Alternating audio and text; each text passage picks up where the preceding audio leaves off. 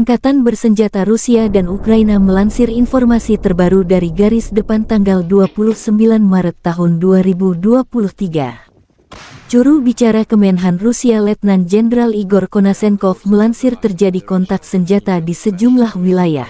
Operasional taktis dan Angkatan Darat, pasukan rudal dan artileri Angkatan Bersenjata Federasi Rusia menetralkan 87 unit artileri AFU di posisi tembak, tenaga musuh, dan perangkat keras di 118 area juga digempur. Stasiun komunikasi Angkatan Bersenjata Ukraina dihancurkan di dekat Semenovka, Republik Rakyat Donetsk.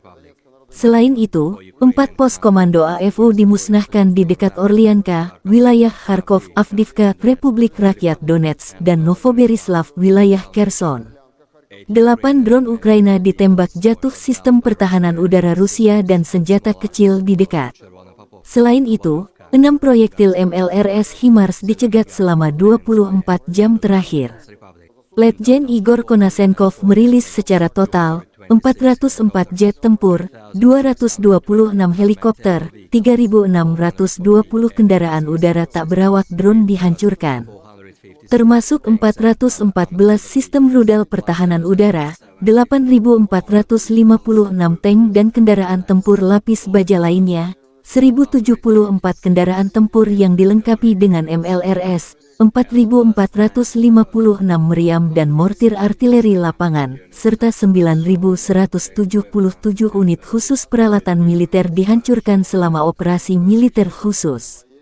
Dari kubu terpisah, Kementerian Pertahanan Ukraina dalam sebuah pernyataan mengatakan Rusia kehilangan 610 prajurit dalam satu hari. Termasuk 7 tank, 1 jet tempur serta 6 unit artileri dan 1 peralatan khusus. Secara total, Kremlin kehilangan 172.340 prajurit selama konflik, termasuk 3.609 tank, 6.966 kendaraan tempur lapis baja serta 306 jet tempur dan 291 helikopter. Konflik Rusia dan Ukraina berlangsung selama 399 hari, belum ada kesepakatan damai antara kedua belah pihak. Ukraina juga menunjukkan rekaman pasukan khusus menghancurkan 2 radar perang Angkatan Bersenjata Rusia dengan bantuan pesawat tak berawak. 2 radar perang Rusia berasap setelah didatangi drone Ukraina. Terpisah, Presiden Ukraina Volodymyr Zelensky kembali bersumpah untuk memukul mundur penjajah Rusia. Ukraina tidak menyia-nyiakan 1 minggu pun selama perang skala penuh. Kami terus memperkuat negara kami, pasukan pertahanan dan keamanan kami, kepercayaan diri kami untuk maju menuju kemenangan, kata Zelensky pada tanggal 29 Maret.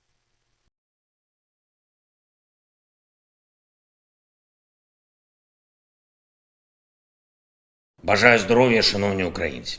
Короткий звіт про сьогоднішній день. Взяв участь у глобальному саміті за демократію по запрошенню президента Байдена. Це один із найбільших представницьких майданчиків захисту нашого устрою вільних народів. Вже другий такий саміт. Terima kasih sudah nonton. Jangan lupa like, subscribe, dan share ya.